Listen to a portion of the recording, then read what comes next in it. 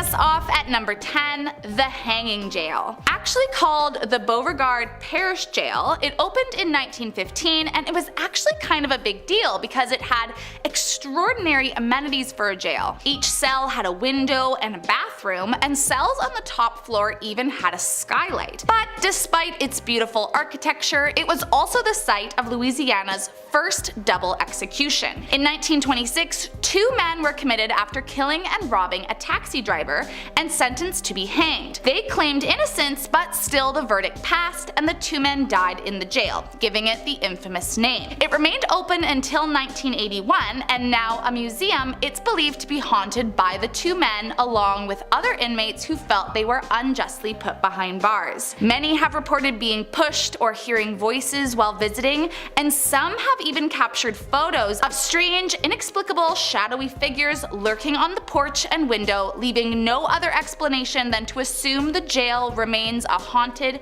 and terrifying place to visit. Coming in at number 9, Pleasant Hall. This story has 2 versions, so I will let you decide which one you think is true. Once upon a time, while attending the Louisiana State University, a resident tragically took her life in the now infamous room 312. One story says the girl killed her boyfriend in a fit of rage and then, shocked at her actions, took her own life because she could not live with what she had done. The other story claims the girl jumped out of the window of her room and fell to her impending doom, terrifying the students on campus that witnessed the horrifying sight. But which one really happened? Well, it seems that is the hard part to find out. But what's not difficult to know is that the spirit of the girl remains, haunting Pleasant Hall to this day. Students have reported seeing her ghost roam the campus and hearing strange noises coming from the other side of room 312.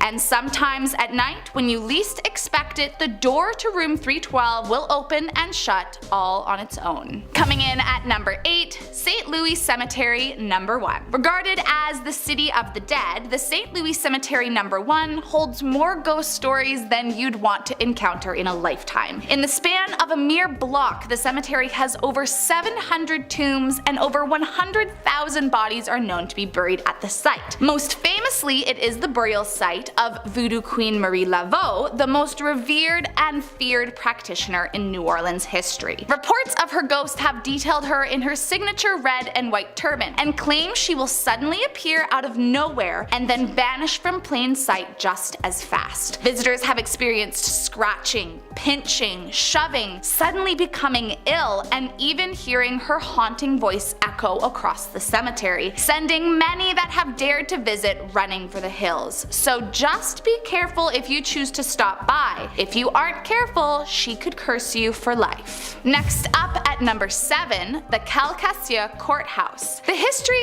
of capital punishment is a torrid one, and as it turns out, this courthouse is actually famous for just that. Back in the 1940s, there was a woman named Toni Jo McCuiston. She lived quite a tumultuous life involved in and her local brothel, but one day she fell in love with a man who frequented her establishment named Claude Henry, and so they got married and she started to really turn her life around. But after Claude was sent to jail for 50 years for killing someone, something inside Toni snapped. She planned to bust Claude out of jail with a friend, but in the process of stealing a car, killed the owner and left him in a ditch. She was caught and sentenced to death and would become the first ever woman to be executed by the electric chair in Louisiana. It's said her spirit still haunts the courthouse, locking doors and messing around with the filing systems during the day. But steer clear at night, as residents report you can smell her burning hair and hear her unruly screams echo through the streets. Coming in at number 6, Pea Farm. Nicknamed the Pea Farm, it is not actually a farm, nor does it have anything to do with peas. It is, however, an old abandoned prison. The facility was in operation between 1905 to 1950, and rumor has it that life was incredibly rough and difficult at the Pea Farm for prisoners, even more so than your typical prison. Beatings and lashings were commonplace, and even killing of prisoners was nothing to bat an eye at. So it's no surprise that those whose life may have ended here have stuck around, maybe trying to seek revenge on those who hurt them. Today, the prison is strictly off limits to visitors, but those that walk past have reported hearing shrieks and other strange noises coming from inside the abandoned building. Maybe no one is allowed for a good reason. Next up at number 5, Bonnie and Clyde's ambush site. Maybe you've heard of the infamous couple, but just in case you haven't, let me catch you up. They were notorious bank robbers across Louisiana and Texas during the Great Depression in America and made quite a name for themselves. In recent years, it has been suggested their exploits were exaggerated, but one thing that wasn't is how they died. The day was May 23rd, 1934, and police from both Louisiana and Texas managed to corner them in their stolen car. Authorities fired more than 100 bullets at the couple, and as the story goes,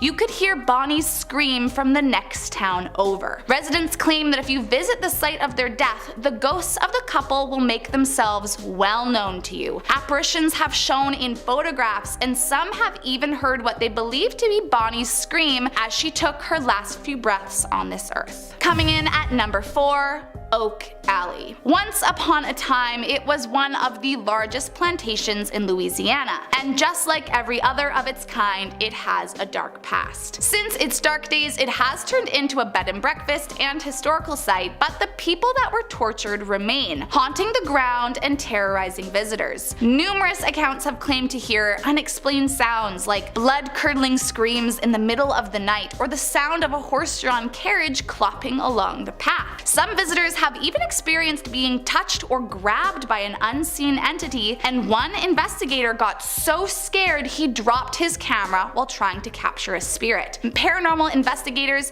have managed to capture several EVPs that indicate unhappy ghosts lingering the property, and though no one has been hurt staying here yet, tread carefully as you never know just when you could set the spirits off. Coming in at number 3, Alice's grave. Alice died in the 19th century, and although she had a fairly normal life while alive, her death and afterlife were anything but expected. She was laid to rest in an above-ground grave, but soon after, many of the townspeople began to question, was the grave haunted, or worse, was Alice a witch? As the legend goes, in the middle of the night, the large slab of marble covering her grave was removed on 3 separate occasions, and each time, her remains were left outside the grave. No one stepped forward admitting to have moved Alice or the slab, which led people to believe that Alice was a witch trying to escape her grave and haunt the town. Eventually, large iron bars were placed over the grave in an attempt to hold her spirit inside. But this hasn't seemed to stop her, as locals claim you can still see her wandering the cemetery at night. But just exactly what is she looking for? That is one of the many unanswered questions that leave visitors terrified, unsure if she comes in peace or if she is out for revenge. Next up at number 2, the Manchac Swamp. While many are familiar with the legendary voodoo priestess Marie Laveau, she was not the only one of her time. Julia Brown was a well-respected healer and midwife who resided in a small village called Frenier. At first, she loved caring for her village, but after some time she started to feel disrespected by her community, feeling as though they were taking her gifts for granted. Julia began scaring the village, telling them dooming predictions about their impending deaths,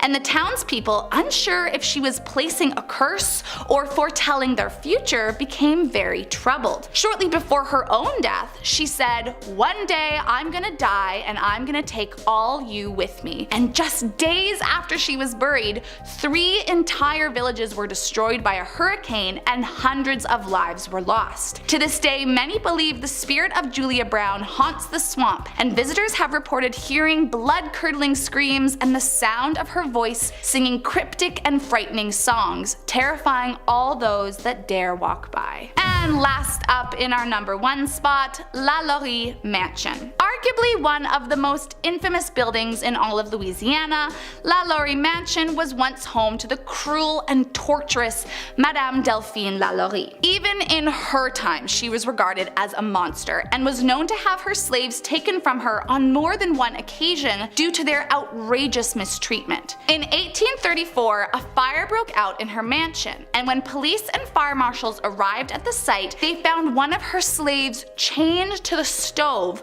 claiming to have started the fire to try and take her own life to escape the cruelty. Another 7 victims were found in her attic, suspended from the ceiling, mutilated and barely alive, stating to have been imprisoned for months. Once news broke out of her cruelties, citizens attacked the house and demolished everything they could. While the original building no longer stands, the grounds it stood on are some of the most haunted in all of Louisiana, as it's believed nearly 100 people lost their lives under Madame Delphine's cruel supervision. Visitors have reported feeling the violent touches of ghostly hands, and a medium that visited stated that there is a very dark demonic entity that resides within the building's walls. So just tread carefully. Should you choose to visit, the spirits that live there are not too thrilled by visitors in their home. Starting us off at number 10, Lafitte Guest House. Once the mansion of a very rich man named Paul Gleese and his family, by the 20th century the building became a hotel and has been visited by countless guests throughout the years. But despite the many families that have lived in the mansion prior, it is not them who haunts the building, but a girl named Marie who died of yellow fever while staying in room 21 with her mother. Legend has it that her mother was so distraught by Marie's death that she would often revisit the hotel and stay in the very room where Marie lost her life. And years later, she too died in room 21. The two ghosts haunt the grounds, terrifying visitors who stay in their room, perhaps hoping to convince them never to return. Those that have stayed report seeing Marie in the mirror in the middle of the night, and that during the day she can be seen walking around the grounds, striking up a conversation with you before vanishing into thin air. And if that doesn't freak you out, the mother's gut-wrenching sobs can also be heard at night, and she too has been known to frighten the guests by turning the lights on and off or throwing objects around to get your attention. All those that enter the room claim to immediately feel a sense of despair and sorrow come over them, and none that visit wish to return. Coming in at number 9, the Logan Mansion. Built in 1897 for a beer distributor named Lafayette R. Logan, this mansion is believed to be haunted by the ghost of a girl named Theodora Hunt, allegedly the neighbor of Mr. Logan, who one day leapt out of a 3rd floor window in the attic and plummeted to her death. For years it has been regarded as one of the most haunted places in the state, with many recent visitors claiming to see items moving on their own, doors mysteriously locking and unlocking themselves, and the giggles of Theodora Hunt coming from the attic. While Theodora tends to be more mischievous than anything, there have been other visitors claiming to hear haunting voices and apparitions in the window where Theodora allegedly fell to her death, and some fear that she has company, and that is what most are truly afraid of. Next up at number 8, the Shreveport Municipal Auditorium. Built between 1926 to 1929, it originally served to commemorate the soldiers who served and lost their lives to World War I. Nowadays, it's a historical performance and meeting venue, and widely known to be riddled with ghosts and paranormal activity. Audience members, tour guides, and staff alike have all experienced something strange while spending time in the building, like doors opening and shutting all on their own, disembodied voices echoing throughout the halls, as well as strange, inexplicable sounds lurking in the shadows. Although not all the spirits are terrifying, one reportedly is often heard clapping and saying, "I love Johnny Cash." There are far more creepy ghosts than friendly ones. Reportedly, a girl is often seen running around the auditorium, and no one knows just who she is or why she's there. And according to legends, during the Louisiana hayride, a woman died in labor in the basement bathroom, and some claim to have heard her moans as if she is still trying to deliver. Coming in at number 7, the Miller Cemetery. Located in Eunice, Louisiana, the Miller Cemetery has more than just buried bodies to creep out visitors. One ghost in particular is known to haunt the grounds, and it's because of him that locals nicknamed it the Headless Cemetery. The Headless Ghost is known to frequent the area, roaming around the graves at night and terrifying guests. But what's strange about this ghost is he's not headless for any horrific death, but allegedly because nobody remembers his face due to the unrecognizable picture on his tombstone, or at least that's the legend we've been told. If a headless ghost isn't enough to keep you away, many have also reported their cars suddenly not working or breaking down as soon as they are on the gravel road by the cemetery. So if you do dare enter, you might just be stranded, and who knows what the headless ghost will do to you then. Next up at number 6, Forbing Tracks. Strangely, or maybe not so strangely, I don't really know the statistics on this one, Miller Cemetery is not the only place in Louisiana where a headless ghost is known to roam. The Forbing Railroad tracks as well have terrifying ghosts that many claim to haunt the grounds at night. Legend has it, one night an old man was reportedly beheaded,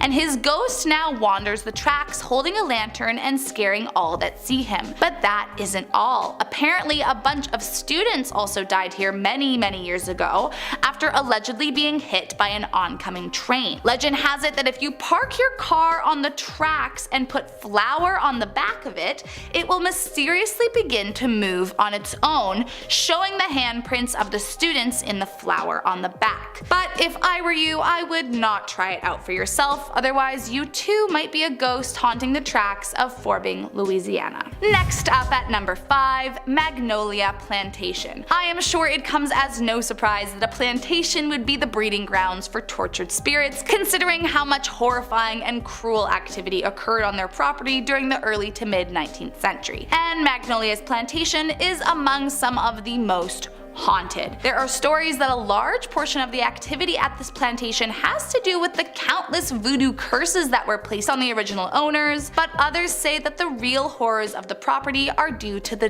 dying room. The name was given to the haunted room as there have been countless tales of slaves and other residents taking their lives in it when they could no longer endure the agony of their existence. Visitors have reported hearing their screams from the dying room to this day, as well as seeing the many spirits lurk around the property. As well, a Union major is believed to have been poisoned in the same room, and sometimes at night you can see his distorted face in the window of the very room he died in. Others claim to have heard chanting, slamming doors, flickering lights, and investigators have even captured audio recordings from several spirits, and maybe most crazy is that motion sensors have been known to go off and on when no one was around. Listen, everyone that visits agrees they are not wanted there. Coming in at number 4, Tefrere's house. Although now it's a cozy bed and breakfast, Tefrere's has a dark history from its time as a plantation, and as such it comes with a bevy of ghost sightings that will chill you to the bone. The most well-known legend of the property is that a woman named Amélie Comeau once jumped into a well after losing her family to yellow fever. Her body was later buried on the property, and some believe she still haunts the grounds, weeping for the family she lost. Others have reported a little girl living in the attic that may come and speak to you, usually asking you to viens voir, which means come see in French, and I'm afraid to know just what she may want you to come up and see. Originally there was a piano in the house that guests could play, but it had to be removed after countless complaints of it being played in the middle of the night and waking up guests. But of course, when the owner would go to check, no one would ever be playing it. So if you're feeling brave, you can go ahead and stay, but as for me, I think I will look for somewhere where a creepy girl ghost doesn't try to swoon me into following her up into an attic. Coming in at number 3,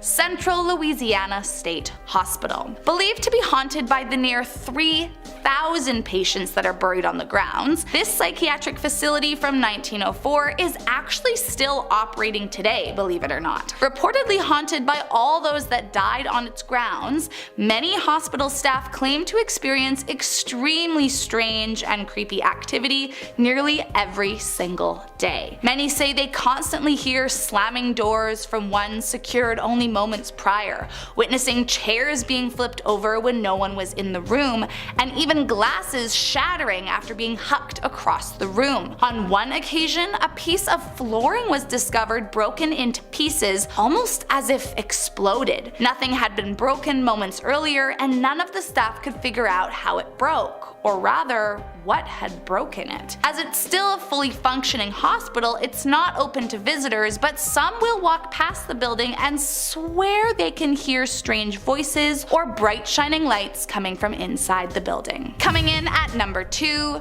Dauphine Orleans Hotel. The historic Dauphine Orleans Hotel opened somewhere around the 1770s and has remained one of the most well-known buildings in the French Quarter, but not for its hospitality, instead for its terrifying ghost sightings. Back in its heyday, there was a brothel in the French Quarter owned by a woman named May Bailey. And what was especially unique about Bailey's business was that she actually had a permit for it, making it completely legal. But despite its legality and popularity among many, May Bailey's sister, Millie, resented her for forcing her into the line of work. Hoping for a way out, Millie ended up meeting a Confederate soldier and the two got engaged. But sadly, on the morning of the wedding, her betrothed was shot dead. And so Millie remained trapped to her life of courtship. Today, visitors and staff have reported seeing her roam the halls in her wedding dress, sobbing and crying out for her lost love. But that is not the worst that's been witnessed. Employees say they routinely see glasses fall off shelves, doors unlatched after just being locked, and there is even one account of a bar stool levitating off the ground. But most terrifying of all are the legends of guests checking in and never leaving the hotel. So if I were you, I would pick somewhere else to stay for the night. And last up in our number 1 spot, Hotel Provincial. Branded as one of the most haunted places in New Orleans, the Hotel Provincial is located in the infamously haunted French Quarter, and just like every building around it, of course, it's horrifyingly haunted. Now, back in the day, there was a military hospital just down the street from the hotel, and one of the buildings used a medicinal herb garden for the hospital, which seems a little strange, but does make sense once you find out the kind of spirits that haunt the hall. Today, the hotel consists of 5 buildings, and although ghosts are known to lurk in each, the most haunted building is believed to be number 5. Guests of building number 5 have reported seeing insane things such as Confederate soldiers covered in blood, moaning from agonizing pain, who miraculously disappear once the lights turn on. Others have reported apparitions of surgeons in the halls, and maybe most disturbing is the amount of guests that have seen strange pools of blood appear on their bedding or the floor that disappear just as fast as they came into view. One guest even reported that as the elevator door opened on the hotel's 2nd floor, the hospital was entirely in view. So it seems as though the soldiers that died in the hospital down the street took a liking to the hotel and continue to haunt all the visitors who enter to this day. The Rougarou monster digs its teeth in at number 10. This scary looking creature has been apparently spotted all over New Orleans. People say it looks like a goat creature with leather or scaly green skin and sharp spines.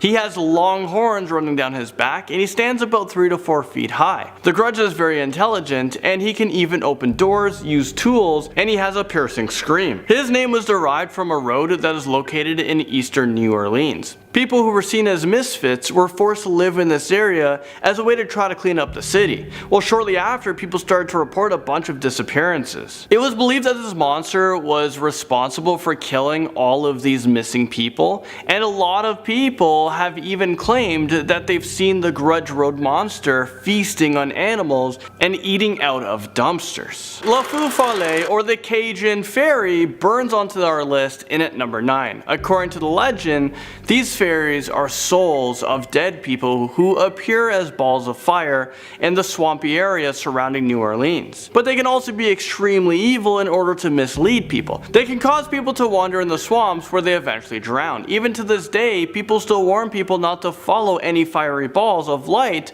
or they risk the possibility of dying. Lafayette's Blacksmith Shop Bar brings us to number 8. This is a small tavern that is located on the corner of Bourbon and St. Philip. It was built in the early 1700s and it is one of the oldest surviving buildings in New Orleans. According to the legend, a French-American pirate robbed ships on the Gulf of Mexico and he buried his treasure in the building's bricks. So now there is a fireplace grate in the downstairs bar and it is rumored to be the resting place of his fortune.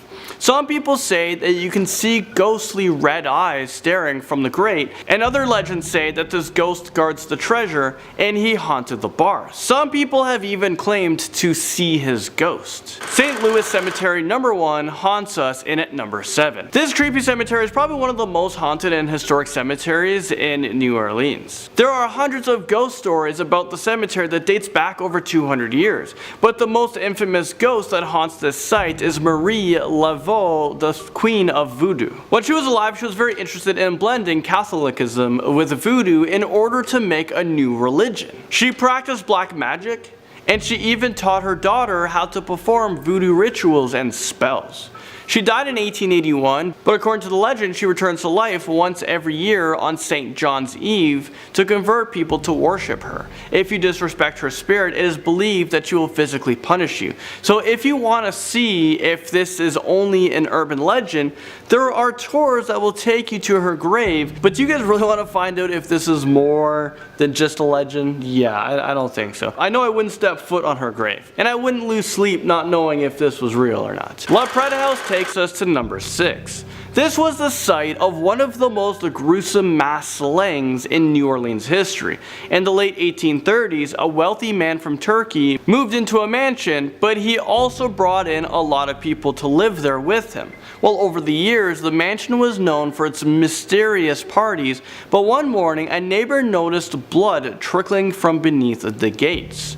Once the police entered the mansion, they found the Turkish man was buried alive in the yard and all of his servants were mutilated, assaulted, and murdered. To this day, the ghosts of his servants can be found wandering and haunting the home, screaming in terror. Scaring us in at number 5, we have a haunted hotel. Hotel Monteleone was built in 1886 and it was a very luxurious hotel in New Orleans.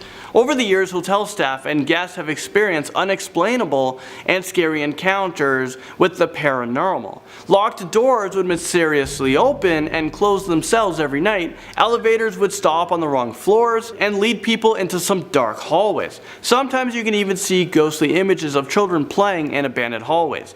The legend says that a former employee who died in this hotel still roams the halls, and the spirit of the little boy haunts the halls as well. I don't know about you guys, but I definitely wouldn't spend one night in this creepy hotel. And now at number 4, we have the LaLaurie Mansion. This very expensive mansion was situated on Royal Street and it was occupied in 1832 by the LaLaurie family. Delphine LaLaurie was a very rich and successful woman, but she also had a dark and evil side to her. It was rumored that she tortured the slaves and servants that lived in her home. One day, a fire started in the kitchen by one of her servants because they were tired of being abused. When the fire was finally put out, the authorities were shocked by what they discovered. They saw the remains of tortured and chained slaves, and their bodies were severely mutilated. However, Delphine managed to escape and she fled to France, but the horrors that happened in the mansion weren't over. People still report that they can hear loud screams of the victims whenever someone new moves in, and strange things happen all the time here. A scary looking werewolf nibbles his way into number 3. The Rougarou is an urban legend that parents tell their children in order to prevent them from misbehaving. This scary looking creature is believed to be a human that is able to transform into a werewolf. One legend says that this creature will hunt down and kill Catholics who do not follow Lent, but according to another legend, the Rougarou causes a lot of mischief in the streets until someone can kill it. But just before it dies, it becomes human again and warns its killer not to tell anyone about his death for 1 year. If you don't listen to his instructions, you will become the next Rougarou. The Devil Man sinks his teeth in at number 2. In 1938, a devilish man was believed to roam the streets of Algiers, and he loved to harass couples. People describe him as having long black horns, bright pink ears that were shaped like stars, and he also had huge cartoon eyes. Although he never killed anyone permanently, I'm not even sure what that means. He never killed anyone permanently. He have killed people. They were killed and then they were all of a sudden not killed. Well, he was said to induce temporary deaths onto his victims. So a lot of people who came into contact with the Devil Man have reported that their lives flashed before their eyes. They would also be cursed with terrible nightmares long after their encounter with the devil, which could haunt them for the rest of their lives. The Vampires of New Orleans bites into number 1. Rumors about vampires living in New Orleans have been going on for years. However, maybe this next urban legend isn't just a story. Locals believe that New Orleans is a home to a ton of real vampires. During the 1930s, 2 brothers named John and Wayne Carter were executed for committing multiple murders. There was about a dozen bodies that were drained of their blood, and they were discovered after one woman managed to escape from their apartment. However, even after their death, lots of people reported that they have seen the brothers roaming in the streets, possibly looking for their next victim. And this is really strange because their body had mysteriously disappeared from the family's funeral vault. So what the heck happened? Starting us off with number 10 are the Vampire Brothers. Has anyone seen the originals or the Vampire Diaries? I feel like these legends sort of remind me of that plotline with vampires in New Orleans, etc. But anyway, during the 30s, brothers John and Wayne Carter lived somewhere in the French Quarter of New Orleans. During the day, they worked as laborers and tried to keep to themselves as much as possible. But one day, a woman somehow escaped from their apartment bleeding as she went because her wrists had been slit. Police later found multiple other people tied to chairs with their wrists slit in their apartment, alongside dozens of dead bodies that had no blood. The story was that the brothers kidnapped the people to drink their blood every night after work. It took more than 8 police officers to hold down and catch the brothers before they were executed and buried. But the weirdest part was that years later, when another Carter in the family was being buried, the brothers' bodies had vanished from the vault. Legend goes on to say you can still see them roaming around New Orleans today, and someone who owned their apartment years ago said he once saw 2 figures that matched their description whispering to each other and then jumping off a 3rd floor balcony. That's basically the original's plotline. It's not even funny. Maybe it was based on this. It probably was and I just don't know. Coming in at number 9 is the Le Pret Massacre. I'm just loving these. They're just so juicy. Louisiana is filled with so many legends. I just love this. But anyway, towards the latter half of the 1800s, a rich man from Turkey owned Le Pret House and also claimed he was a deposed sultan. The man transformed the house into an Eastern pleasure palace essentially. The doors and windows were blocked with bars, incense filled the air, and men guarded the house as well. The gates were locked, so the place really was like an inescapable fortress. The house even had a harem filled with girls of all ages as well as young boys too. If that wasn't enough cause for alarm, one morning neighbors saw blood trickling out from under the iron gates. The police were called straight away and they forced open the doors to a scene of pure horror. Blood was everywhere. All over the walls and floors there were amputated limbs, headless bodies, and all the harem girls and guys, even the guards, had been sexually assaulted. And you'd think it was the Turk who had gone insane, but he was also found mutilated and buried alive somewhere on the property. As to the perpetrators, people think that maybe they were a pirate's crew that had unfinished business with the man, or maybe the Turk's own family. But can you imagine? There was so much blood it was oozing out of the property. That's horrific. Anyone staying in the house after that has seen people in Eastern clothing roaming the halls, and even sounds of footsteps supposedly from all the people who have died there. At number 8 we have the Grunge. So the east of New Orleans was mostly just woodland initially, and legend has it a group of humans called the Grunge used to live in those woods. They were said to be a mix of dwarves and albinos who were forced to live there because people thought they were made by the devil, but then they inbred into something else completely. People said their offspring became inhuman in appearance. Grunge rode road was meant to be a place where teens could go to make out if they weren't scared, but people started to go missing. Some goats and then actual people, all drained of blood and dead. And as this was happening, more and more strange deformed creatures started being seen. Apparently people believed that the people in the forest sold their souls for a beast that could protect them from everyone in society, whereas others believed after years of receiving cruel treatment they just went insane. They were murderous and cannibalistic, and it's said that if you see a stray goat that looks like it needs help near those parts, you shouldn't stop because it's just a trap. Filling our number 7 slot is Marie Laveau. Sorry if my French accent's bad, it probably is. And if you've seen American Horror Story Coven, then you already know who this woman is. Born in 1801, Marie was a central figure in New Orleans, famous for voodoo. She had a lot of power and prestige and worked as a hairdresser, which essentially meant she basically knew the secrets of everyone in town. Rich, poor, black, white, she knew it all about everyone. She was the first person to mix voodoo with Catholicism to form a new religion that's still practiced today. It's called New Orleans voodoo. The legend goes that although Marie died in 1881, she resurrects every year on St. John's Eve to lead the faithful in worship. Her ghost, as well as her daughter's ghost who continued her magic after she died, have been spotted numerous times around New Orleans. Now at number 6 is the Rougarou or the Loup-garou. Now this is a legend that's been passed down from generation to generation. This creature is meant to be like a werewolf of sorts and is a pale white color. It wanders the streets during the night looking for a hero, which is a bit of a plot twist. It causes havoc in crowds until someone stabs or shoots it. When the first drop of blood comes out of it, the Rougarou turns back into a man and tells the person his real name. He'll go on to warn the hero that they can't mention the incident to anyone for a full year, or they too will become a Rougarou themselves. Mostly parents tell their children about the tale to stop them from misbehaving, but it is apparently true. Coming in at number 5 is Madame Mignet Canal, I think. Probably not.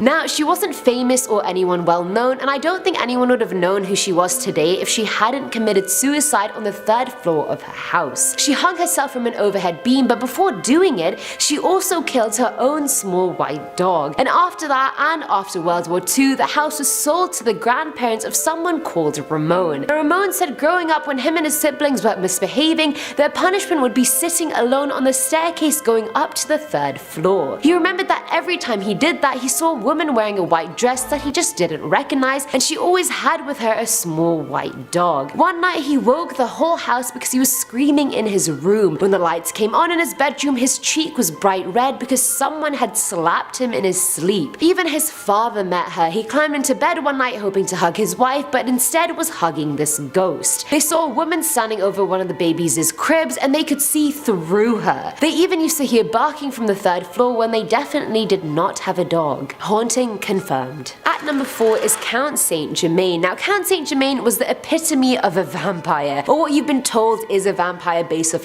stuff like Twilight. He spoke 6 languages, was a master at the violin and piano, and he also composed his own music. He was insanely rich, even though no one knew where his wealth came from, but he claimed he was the son of Francis II, who was the Prince of Transylvania. So his wealth could have been from being royalty, but no one even knew anything about his family or lineage. There was just no information about him. But supposedly he was very skilled at alchemy and had figured out how to attain immortality. He looked around 40 years old in all his portraits, and that look lasted for over half a century, and no one's 40 for that long, honey. Even at social dinners, no one ever saw him eat. He would just sip wine and speak about things that just made you feel inferior. He died in 1784, but there have been countless stories of people having seen him after that. In the 20th century, a man moved to New Orleans called Jacques Saint Germain, who looked exactly like the Count and had the same wealth and knowledge. Again, having dinner parties but only ever sipping wine. Apparently one night a woman stayed late at his house and he tried to bite her neck, but she escaped and reported it to the police. When they went to investigate, he was nowhere to be found. What they did find was cloths with blood on them and bottles of wine, and the policemen decided to pour themselves wine but found that the wine wasn't just wine, it was wine mixed with human blood. Vampire confirmed. Now at number 2 are the casket girls. Now, because of the reputation that New Orleans had back in the day, treacherous, some of the highest murder rates, notorious for missing persons, the area had trouble getting women to move there. And I mean rightfully so. Most men there were originally sent there because they were murderers, thieves, culprits of any crime really. But thankfully there was a boat full of women coming that the French had convinced to move to the city during colonization, but they all abandoned ship in Mobile, Alabama. Now these girls were called the casket girls because they carried small chests with them, but the chests were shaped like mini coffins. So when most of them escaped the boat, they left behind 300 coffins. Most of them were said to be empty, but some were rumored to contain the bodies of the undead, aka vampires. They were also nailed shut because they had a habit of opening themselves, which is just already suspicious. Later in 1978, a pair of reporters wanted to see the coffins, but the convent's priest said no. So the reporters climbed over the wall one night with all their equipment to see the coffins in real life. The next day their equipment was thrown over the street outside, and on the front steps of the convent were their decapitated bodies, as well as 80% of their blood gone, and no one knows what happened to them.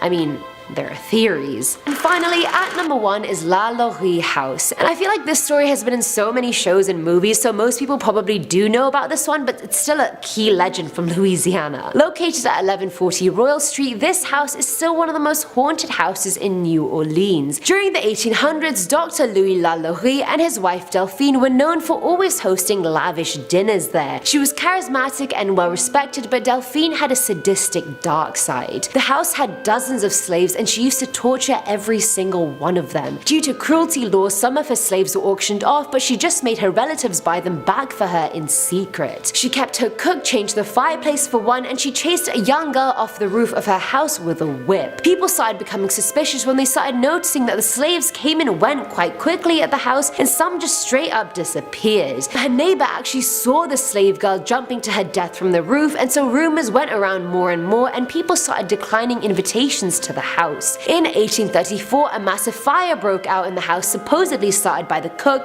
and it went through the whole house. Honestly, if I was the cook, I would have done a lot more than just arson. But anyway, after the blaze was out, firefighters found a door, a secret bar door in the attic that hid more than a dozen other slaves. They were all chained to the wall, locked in dog cages, or strapped to makeshift operating tables. Body parts were all around the floor, heads, intestines, all of it, just in buckets around the room. Their treatment was horrible. Women had their stomachs sliced open and their intestines were wrapped around their waists. One woman had animal poo in her mouth and then it was sewn shut. There were a lot more, but I'll just leave it there. And either way, it was known that Delphine acted alone and a mob gathered outside her house, but she and her family vanished. Some say they went to France or wherever, but hauntings started at the house as soon as they fled. Cries, groans, everything was heard, and finding anyone to live there was nearly impossible.